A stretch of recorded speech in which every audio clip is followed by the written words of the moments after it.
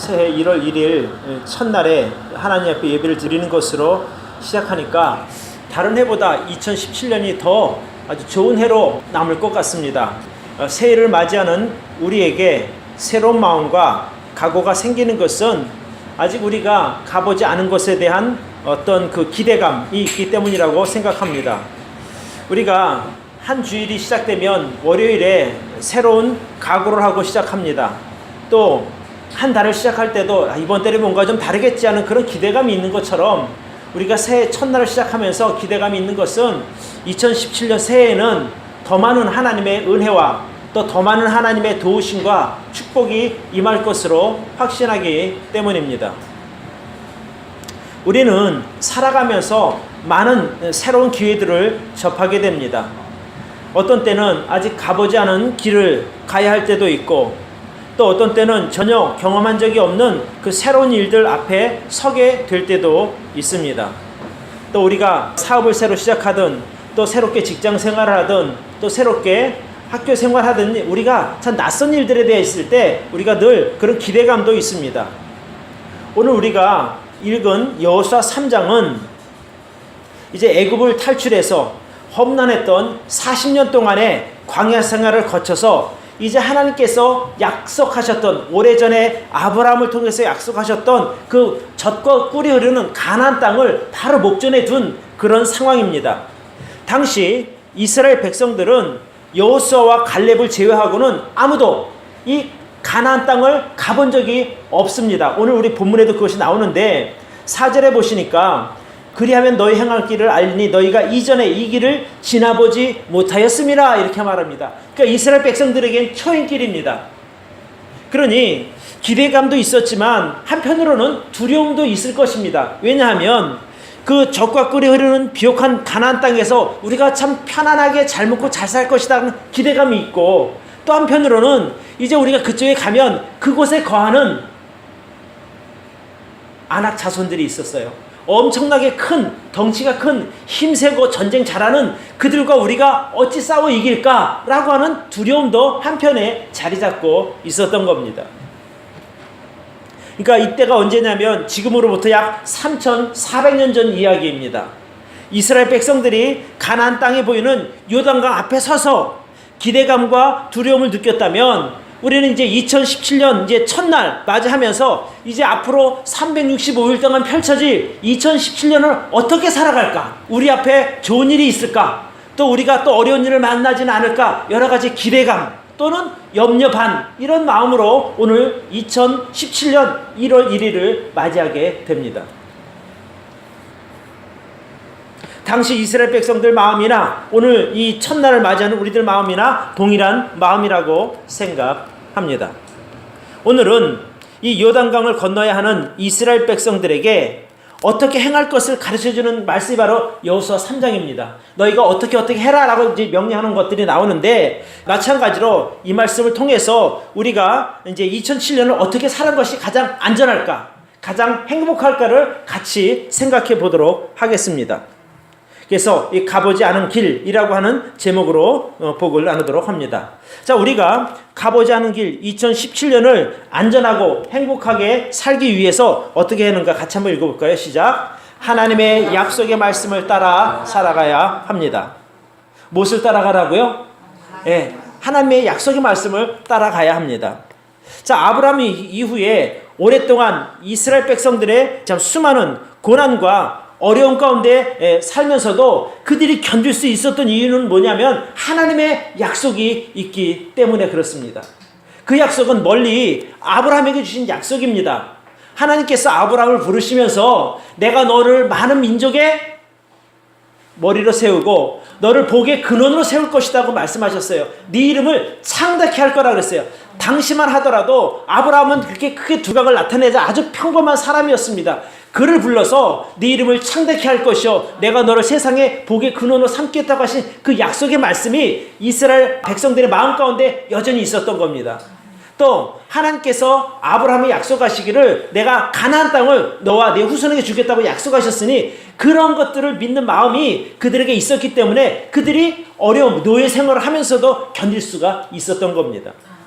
우리는 복의 근원이 되는 자손이다. 장차 우리가 가야 할 곳 바로 가나안 땅이 있다라고 하는 그런 기대감이 그들의 마음을 붙들어주고 있었기 때문에 어려움들을 극복할 수 있었다는 겁니다. 창세기 17장 7절 8절에 보면 이렇게 나와 있습니다. 너는 열국의 아비가 되어 너의 후손이 심히 번성케 될 것이며 나의 언약을 너와 내 대대 후손들에게 세워 영원한 언약을 삼고 영원히 너의 하나님이 될 것이라.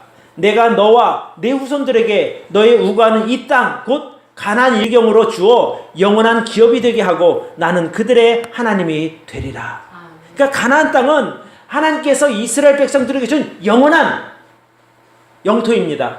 그러니까 백성들은 이방에 나와 있지만 우리가 가야 할 곳은 바로 가나안 땅이다. 그곳에 하나님께서 우리에게 복을 허락하셨으니 우리가 그곳으로 언젠가는 돌아갈 것이다. 그런 마음이 늘 그들 마음 가운데 있었던 겁니다.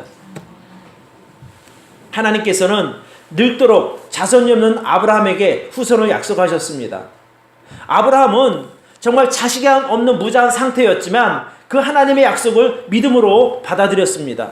그래서 하나님께서는 그러한 아브라함의 믿음을 근거로 아브라함에게 의롭다라고 말씀하셨고, 또 아브라함은 그 하나님께서 의롭다 여김을 받은 그것을 감사함으로 받고 정말 하나님의 백성답게 그가 살았던 겁니다. 그러니까 그가 자손이 없는 가운데서도 희망을 버리지 않았을 수 있었던 것이 무엇인가 하니 바로 하나님께서 네 자손을 별과 같이 많게 해줄 거다, 그 약속 때문입니다. 내가 지금 형편에서는 자식 하나 없지만 그러나 하나님의 약속이 있으니 이 다음에 내 자손들은 별과 같이 많게 될 것이다, 그 약속을 해주셨기 때문에 그가 견딜 수 있었던 겁니다. 그러니까 그때 당시 하나님의 약속이 오늘 여기 나와 있는 이스라엘 백성들이 메고 가는 그 언약궤 안에 들어있는 겁니다. 아브라함이 했던 약속을 하나님께서 언약궤라고 하는 그것을 통해서 유지시켜 주셨기 때문에 백성들이 그것을 메고 가는 한 하나님의 약속은 여전히 유효해 라고 하는 믿음이 그들에게 있었던 겁니다. 그래서 오늘 여기 보면 그렇게 말하고 있습니다. 3절에 보시길 바랍니다. 백성에게 명하여 거래되 너희는 레위 사람 제사장들이 너희 하나님 여호와의 언약궤 매는 것을 보거든 너희 그곳을 떠나 그 뒤를 쫓으라, 이렇게 말합니다. 그러니까 언약궤를 쫓아가라는 겁니다. 그러니까 결국 이스라엘 백성들이 유일하게 버텨낼 수 있었던 근거가 뭐냐면 바로 하나님의 약속의 말씀이었습니다. 여러분, 하나님은 어떤 분이십니까?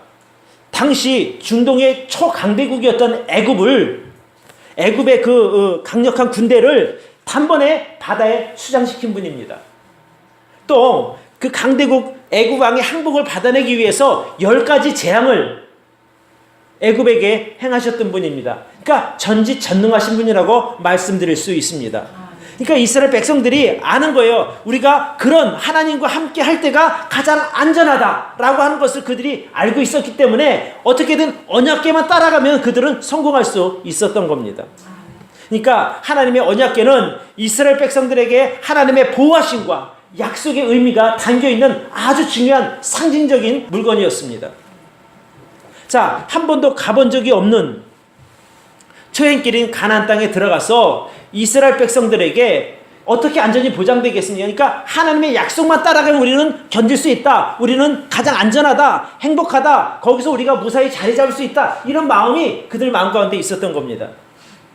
그래서 우리가 이스라엘 백성들에게 있어서 언약궤가 하나님의 약속의 상징이었다면 우리도 하나님께서 오늘 우리에게 주신 이 하나님의 말씀이 이스라엘 백성의 언약궤와 같은 존재가 되는 겁니다. 그래서 우리가 따라야 할 것은 바로 하나님의 말씀입니다. 말씀.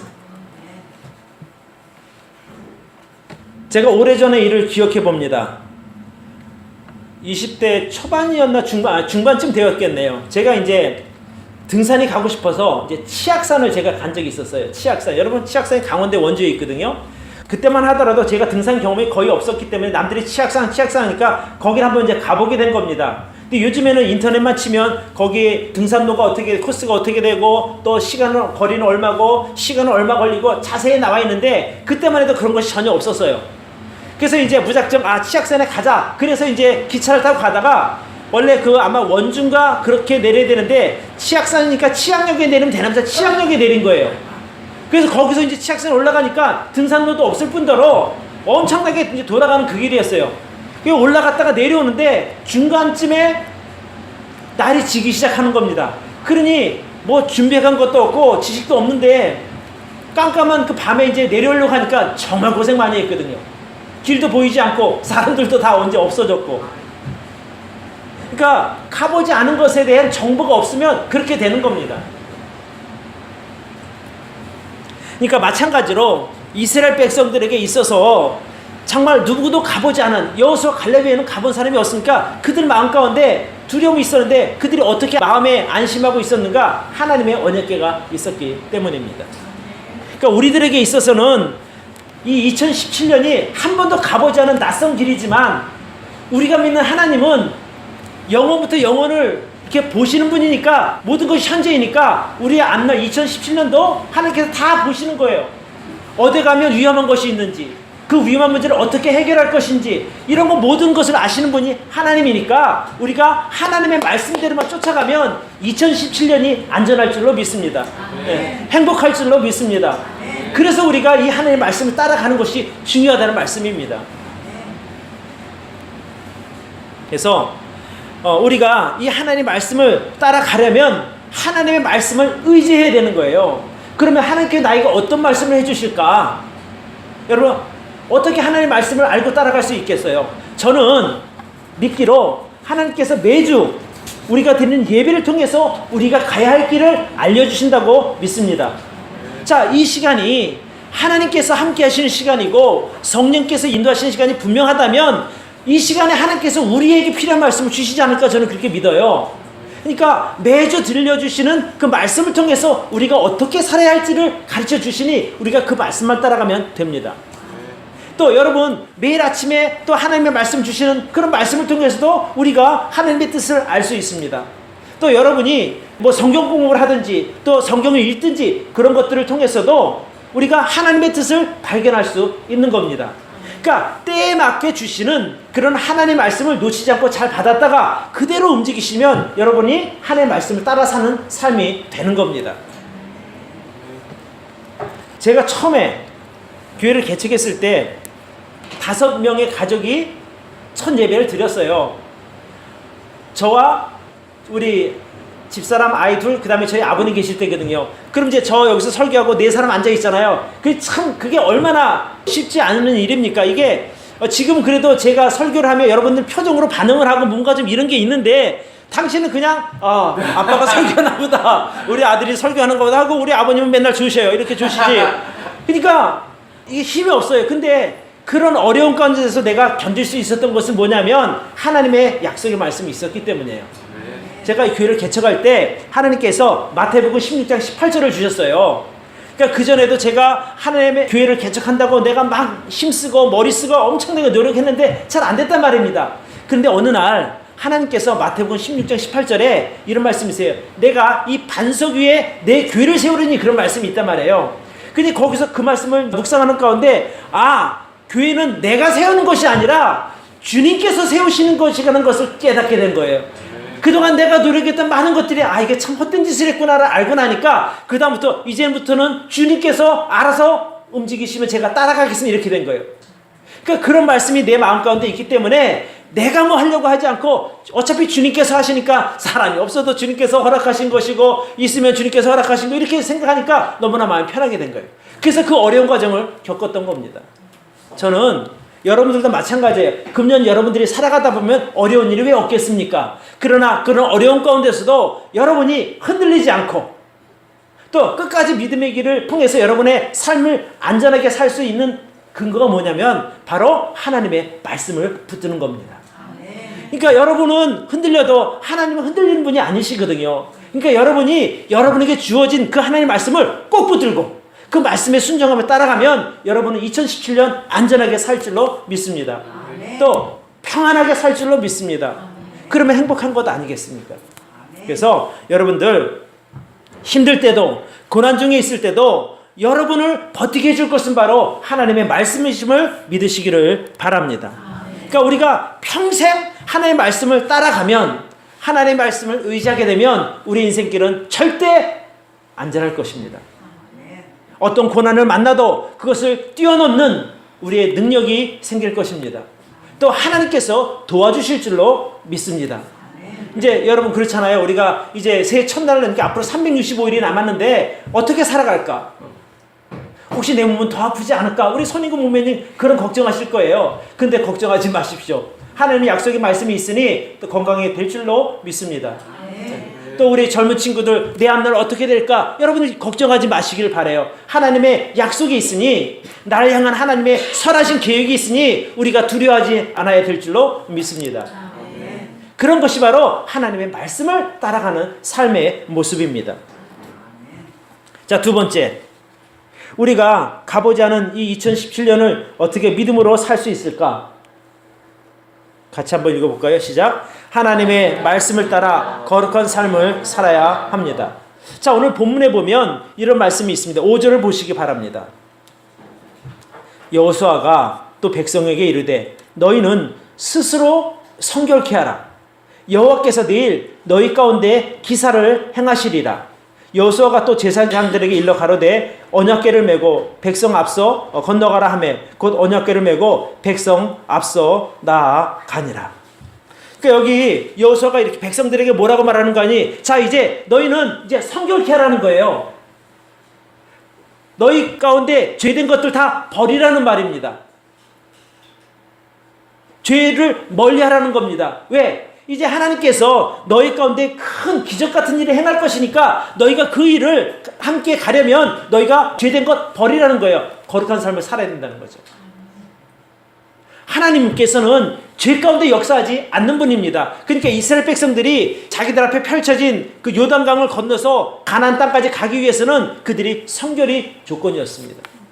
그래야 하나님의 기적을 경험할 수 있기 때문에 그렇습니다. 언약궤는 하나님의 임재하심을 상징하는 것입니다. 하나님께서 그 언약궤 안에 내가 늘 함께 하겠다고 약속하셨기 때문에 이스라엘 백성들이 그 하나님과 함께 그 언약궤와 함께 하기 위해서는 거룩함이 요구된 것입니다. 그러니까 하나님께서 우리 삶 가운데 동행하시고 역사하시려면 우리가 죄로부터 멀리 가야 합니다. 제가 어제 그런 말씀을 드렸어요. 죄를 보면 도망하라고. 왜 그러냐면 죄 있는 곳에 하나님께서 역사하지 않기 때문에 그렇습니다. 그래서 우리가 완벽할 수는 없지만 그러나 죄를 멀리하고 하나님의 말씀을 가까이 하게 되면 우리 삶이 경건하게 또 성결하게 될 줄로 믿습니다. 그러면 하나님께서 원하시는 그 거룩함이 어떤 것입니까? 그것은 죄로부터의 분리를 말하는 거예요.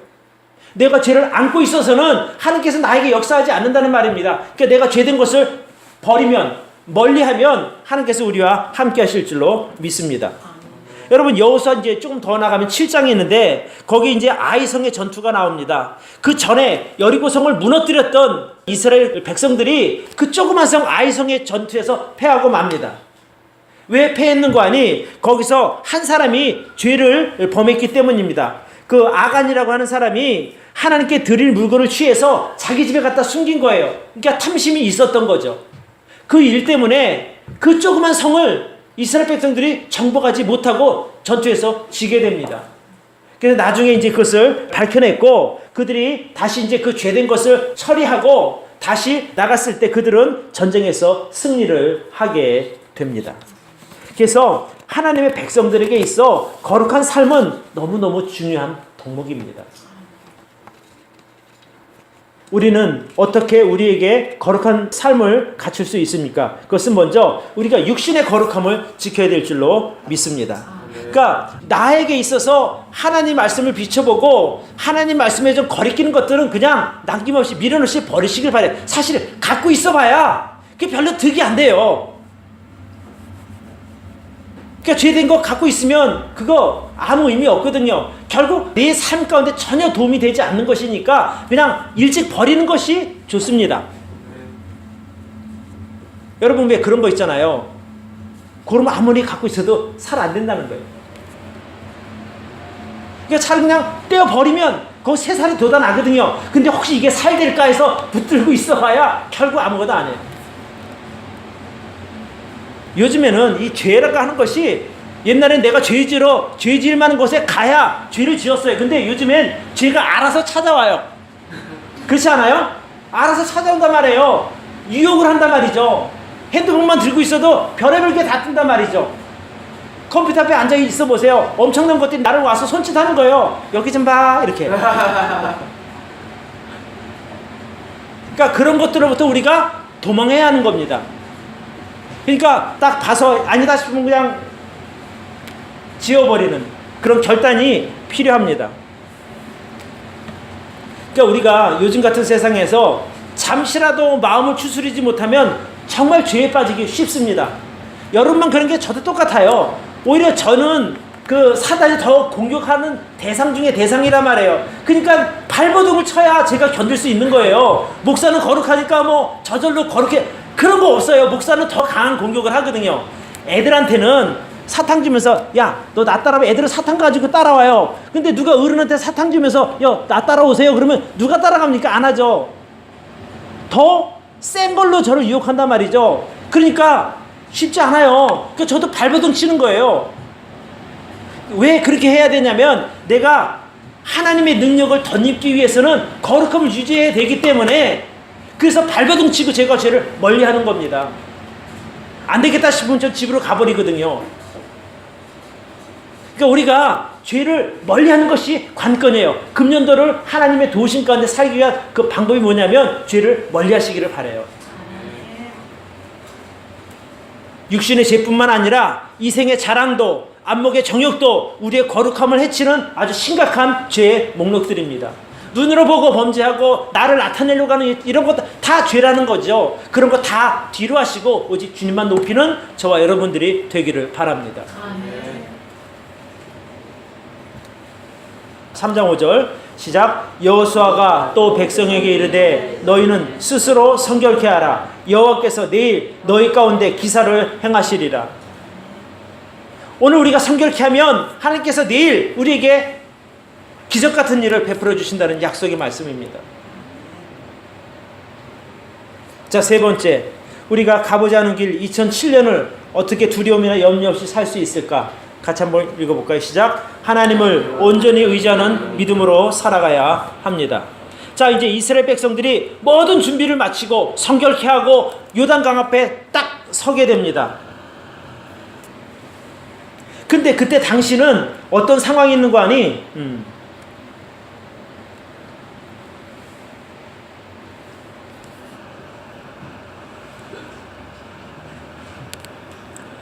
12절부터 보겠습니다. 이제 이스라엘 지파 중에서 매 지파에 한 사람씩 12명을 택하라. 온 땅의 주 여호와의 궤를 맨 제사장들의 발바닥이 요단물을 밟고 멈추면 요단물 곧 위에서부터 흘러내리던 물이 끊어지고 쌓여 서리라. 백성이 요단을 건너려고 자기들의 장막을 떠날 때에 제사장들은 언약궤를 메고 백성 앞에서 행하니라. 15절입니다. 요단이 모맥을 거두는 시기에는 항상 언덕에 넘치더라. 그러니까 이게 무슨 말이냐면 그 요단강 뚝이 있지 않습니까? 그러니까 이 그 보리와 이것을 거둘 때 그 당시 시기, 즉 이스라엘 백성들이 요단강을 건너서 여리고로 들어가고 여리고를 거쳐서 그 가나안 땅까지 가야 되는 그 과정에 있어서 그 시기가 언제냐면 보리를 거두는 시기인데, 그 시기에는 요단강이 찰랑찰랑 넘치는 시기라는 거예요. 여러분 장마 때 혹시 한강에 가보셨어요? 한강. 우리 어릴 때는 동네 개울도 한번 장마가 되면 뚝이 막 넘칠랑 말랑 그럴 때가 있었어요. 그러면 되게 무섭잖아요. 시뻘건 물이 막 넘어가잖아요. 그러니까 이때 당시도 물이 그 요단강 뚝을 찰랑찰랑 넘칠 때였어요. 그러니까 저 길 건너가야 되는데 세상이 얼마나 무섭겠습니까? 그러니까 이제 성경이 이렇게 말하는 거예요. 너희가 건널 때 13절에 여호와의 궤를 맨 제사장들의 발바닥이 요단물을 밟고 멈추면 한 발을 넣고 이렇게 딱 대면 요단물이 그 찰랑찰랑 넘치던 요단강물이 마를 것이다라는 거예요. 그래서 저쪽에서 멈춰 설 거라고 얘기하는 겁니다. 정말 도도하게 흘러가는 그 요단강 앞에서 누가 선뜻 그걸 건너가겠다고 뛰어들 사람이 어디 있냐 말입니다. 방법은 하나님의 말씀대로 언약궤를 맨 제사장들이 믿음으로 그 요단강에 한 걸음을 딱 들여놓았을 때 바로 그들의 발이 요단강에 잠기는 그 순간부터 요단강이 멈추게 되는 겁니다. 15절을 봅니다. 궤를 맨 자들이 요단에 이르며 궤를 맨 제사장들의 발이 물가에 잠기자 16절 곧 위에서부터 흘러내리던 물이 그쳐서 멀리 사르단 가까운 아담옷 변방에 일어나 쌓이고 아라바의 바다 여매로 향하여 흘러가던 물은 온전히 끊어짐에 백성이 여리고 앞으로 바로 건널세 여호와의 언약궤를 맨 제사장들은 요단 가운데 마른 땅에 굳게 섰고 온 이스라엘 백성은 마른 땅으로 향하여 요단을 건너니라. 자, 하나님의 언약궤를 맨 이스라엘의 제사장들이 딱 담그자마자 물이 멈춰서기 시작한 거예요. 그러더니 저쪽 꽤 멀 한 200m 300m 저쪽 되는 곳에 물이 멈춰 섰다는 거예요. 물이 흐르는 물이 멈춰 섰다는 것은 뭔가 막았다는 얘기 아니에요. 그렇죠? 그때에 마른 땅으로 이스라엘 백성들이 안전하게 건너가게 된 겁니다. 막 찰랑찰랑 넘치는 거세게 흐르는 그 물을 건너갈 엄두를 못 내는데 그들이 하나님의 명령에 따라 제사장들의 발이 그 물에 잠기면 물이 멈춰설 것이니 그렇게 해라 했을 때 진짜 믿음으로 발을 그 요단강 물에 담궜지 않습니까? 그때 비로소 물이 멈추기 시작한 겁니다. 그러니까 믿음이 아니면 이룰 수 없었던 일입니다. 그러니까 하나님을 온전히 의지하는 믿음으로 하나님을 믿고 발을 담굽니다 라고 담근 거예요. 그때 물이 마르기 시작했던 겁니다.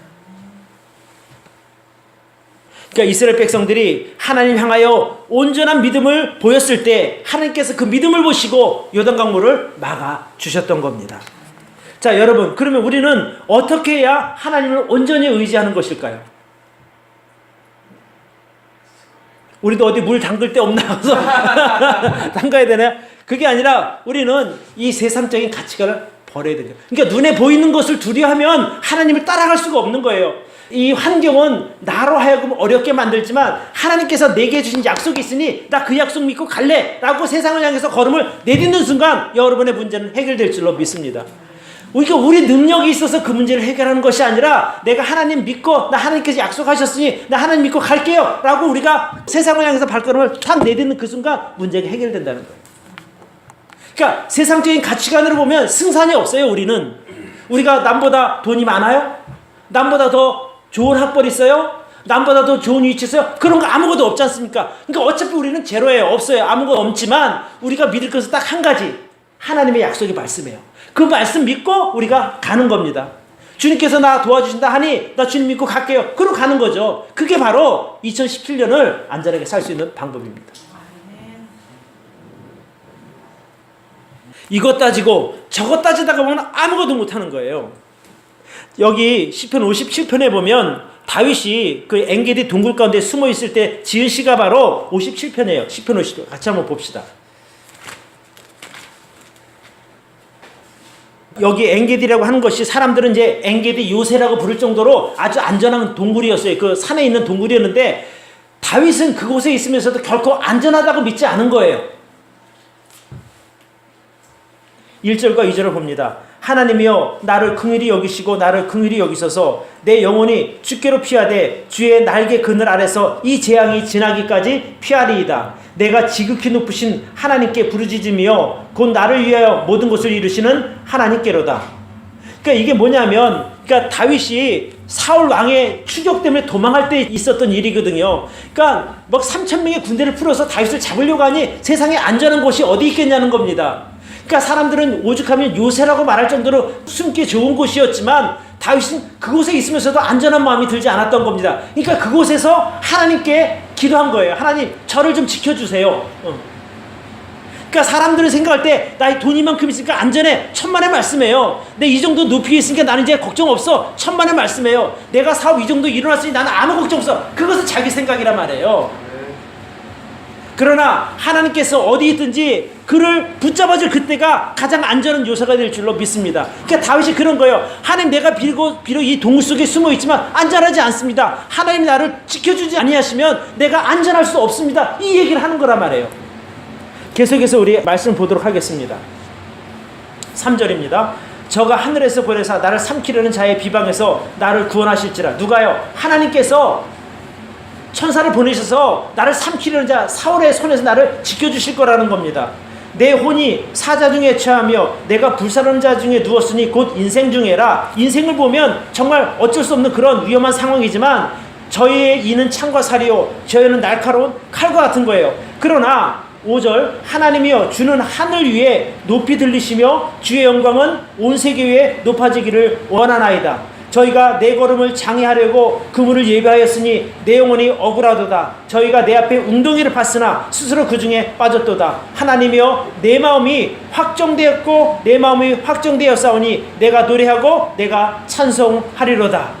내가 내 영광아 깰지어다. 비파야 수금아 깰지어다. 내가 새벽을 깨우리로다. 주여 내가 만민 중에서 주께 감사하며 열방 중에서 주를 찬송하리로다. 대저 주의 인자는 커서 하늘에 미치고 주의 진리는 궁창에 이르나이다. 하나님이여 주는 하늘 위에 높이 들리시며 주의 영광은 온 세계 위에 높아지기를 원하나이다. 그러니까 구원의 하나님을 찬양한 겁니다. 이 내용이. 그러니까 그 자기를 공격하는 사울왕은 정말 날카로운 이와 그 칼로 자기를 공격하려 하지만 하나님께서 자기를 보호해 주셨으니 자기는 하나님을 찬양한다는 거예요. 저는 2017년 12월에 들어서서 여러분들이 여러분의 입술로 다윗처럼 하나님 찬양하게 되기를 바랍니다.